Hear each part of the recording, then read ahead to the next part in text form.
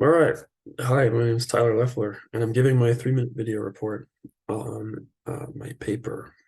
And I'm going to be talking about a few aspects of my Many Faces of Diversity paper. I will talk about a little bit about the population description of Native Hawaiians. We'll talk a little bit about why I chose this population for my paper and 5 major things from my paper that I thought were important about the population that I wanted to report on. So, Native Hawaiians refers to any people born on these islands. Now, there are other large islands or small islands. Small islands that Native Hawaiians can live on, but these are the main ones that we're going to discuss. About 1,000 years ago, uh, Polynesian settlers sailed up to Hawaii and settled it. So it's not as old as you'd think, but it's still they've still been there for quite a long time. Uh, and they have been in the US since they were annexed in the 1950s and are a state today.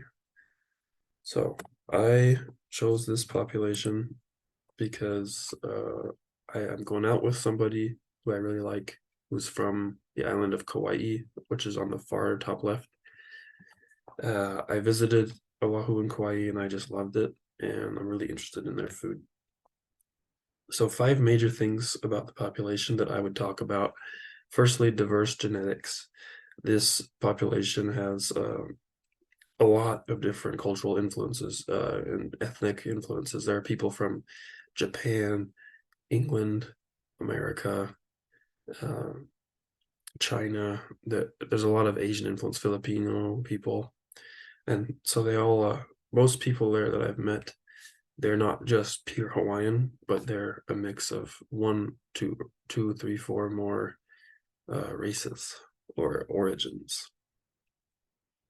Their culture is also diverse. I think that is well represented in their food. They don't exactly expect everyone to assimilate to one culture. Rather, they like to spread it out and adapt everyone's culture.